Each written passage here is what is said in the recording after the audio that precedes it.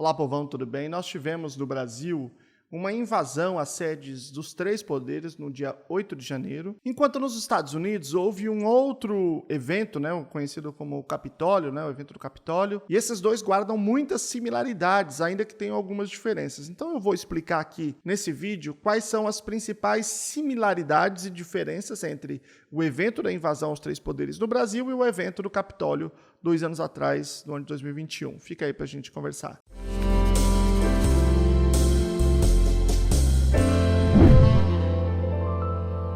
Meu nome é Luciano Lacerda, sou historiador, mestre em História, doutor em Educação pela PUC São Paulo e tenho esse canal aqui sobre método científico, carreira científica e humanidades, Então vamos começar a falar desses eventos aqui. Vamos explicar aqui. Nos dois casos, nós temos 4 similaridades, vamos começar com elas. Nesses dois casos, nós tínhamos presidentes de extrema direita nesses dois países. Nos Estados Unidos era o Donald Trump, que era do Partido Republicano, e no Brasil era o Jair Bolsonaro. Eles foram presidentes desses dois países dentro da ordem democrática, sendo eleitos, E os dois concorreram à reeleição e ambos perderam. Vou começar com essa descrição aqui, embora eu não estou falando ainda da similaridade do evento. Os dois perderam. No caso do Trump, ele se tornou presidente antes e o mandato dele acabou antes. O mandato lá ao mesmo tempo no Brasil do que o do Brasil, Só que lá ele foi eleito 2 anos antes. E aí ele perdeu as eleições contra o Joe Biden, que era o presidente dos democratas. Então lá nós temos um evento diferente do que nós temos no Brasil. Lá você tem a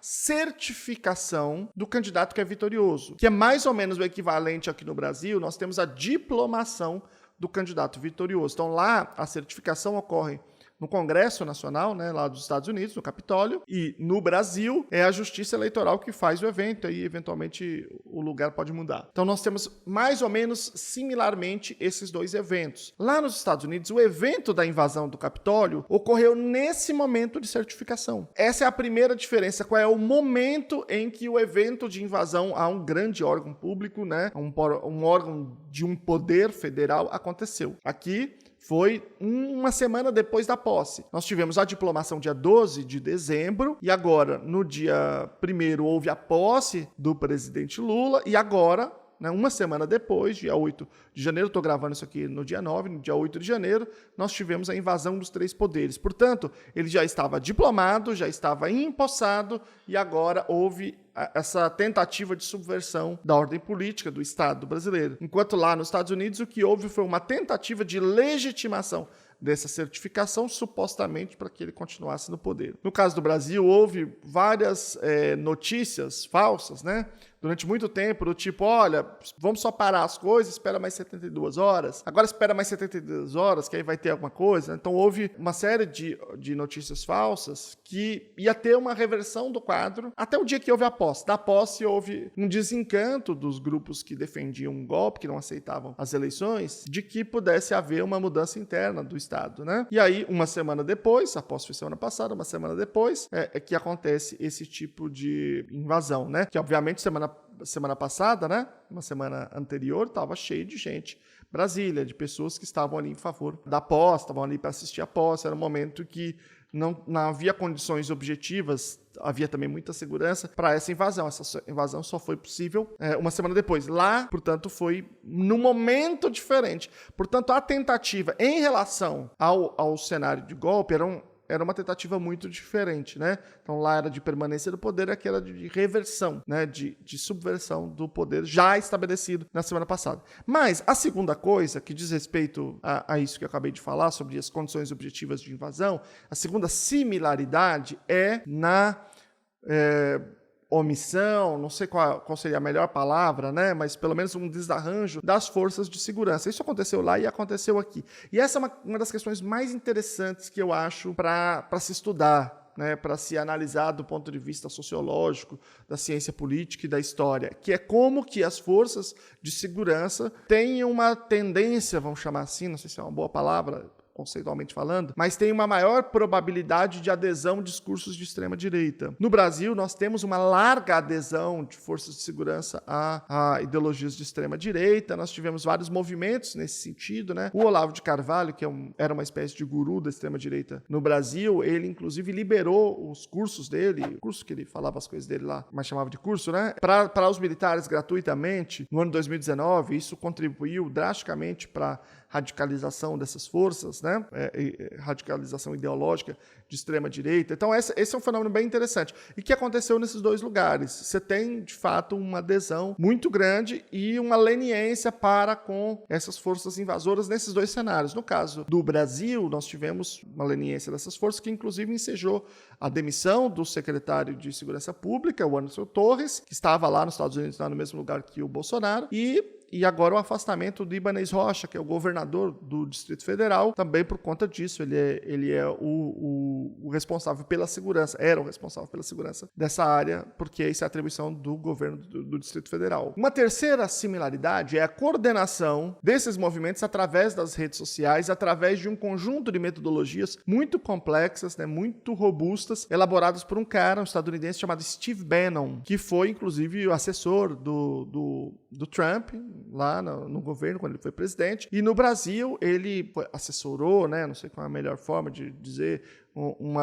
deu apoio, né, à família Bolsonaro, se encontrou várias vezes com Eduardo Bolsonaro, se encontrou com Olavo de Carvalho, é um grande ideólogo da extrema-direita mundial, né, a partir dos Estados Unidos, mas também da Europa, do Brasil, que tem um certo domínio muito grande dessas metodologias nas redes sociais, que começou com a Cambridge Analytica, nos Estados Unidos, com a eleição do Trump, e depois se espalhou para vários outros países, no Brexit, na Inglaterra, e depois na própria eleição no Brasil, e depois nessa eleição também teve um impacto bastante grande. E esse conjunto de metodologias segue uma cartilha muito específica e muito robusta, muito complexa, né, que vai sendo constantemente atualizada à medida que os meios de comunicação vão se atualizando, vão se modificando, né, e que o Brasil tem uma proeminência muito grande, né? Principalmente através da articulação feita por um dos filhos do presidente, que é o Carlos Bolsonaro, que era o coordenador de toda a parte de comunicação da campanha eleitoral e também dessas outras articulações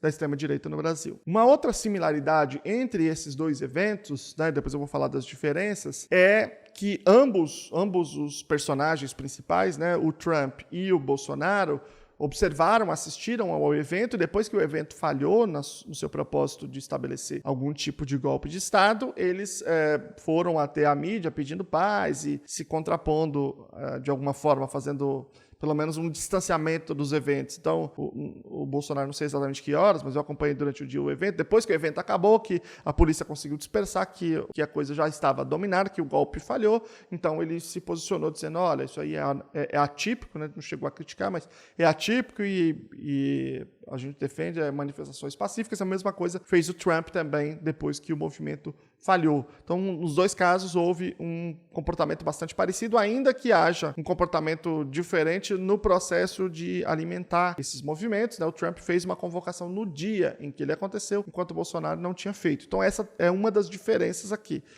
Uma diferença sutil entre esses acontecimentos. Mas as diferenças fundamentais foram aquela que eu já falei, o momento em que foi estabelecido foi diferente. No caso, em um foi depois do estabelecimento já do poder político em torno da liderança do Lula, e aí a tentativa de subvertê-lo, e no outro a tentativa de continuar no poder, de permanecer no poder através do impedimento da certificação do novo presidente eleito, que no caso dos Estados Unidos era o Joe Biden. E há uma outra diferença que diz respeito a qual é o nível de insegurança para o país que cada um causou. No caso dos Estados Unidos, de fato, simbolicamente, é muito mais forte, porque os Estados Unidos é o país que é um país mais poderoso, mais rico, mais influente e que tem como uma marca, principalmente a partir da Segunda Guerra Mundial, a defesa da democracia como regime político. Diferente do Brasil, que está vivendo o seu período democrático mais longevo, né, e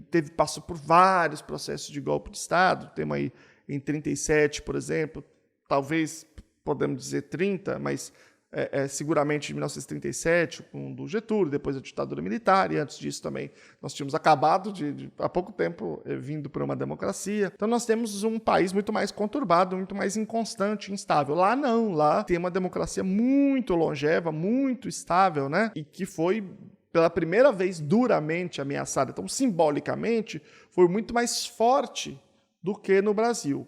né? Mas, ao mesmo tempo, no Brasil, causou muito mais insegurança do ponto de vista do poder do Estado. Por quê? Porque ali, simplesmente, os deputados poderiam se reunir no dia seguinte, nos congressistas no dia seguinte, no outro dia, né? No caso do Brasil, é um pouco diferente, porque eles dominaram os prédios dos 3 poderes. E, além disso, eles tiveram acesso aos documentos que eventualmente são sensíveis, né?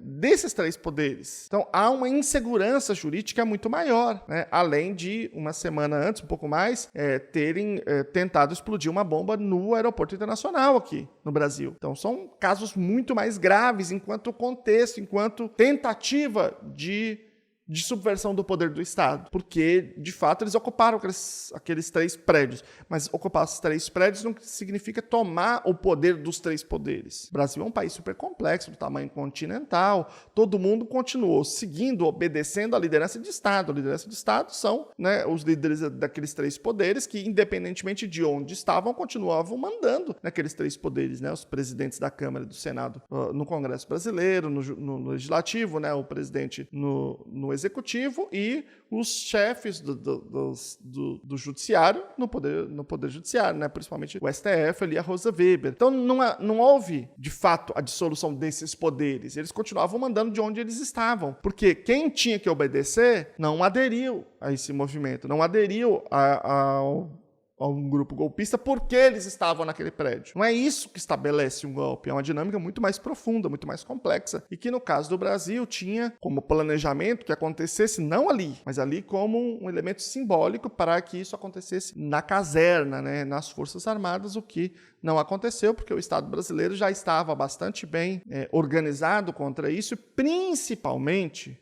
O motivo principal é porque no cenário internacional isso não seria aceito. Os países aceleraram o reconhecimento das eleições brasileiras, assim que saiu o resultado, eles já reconheceram justamente para desestimular qualquer tipo de evento como esse. Um grande abraço, pessoal. Até a próxima. Tchau para vocês.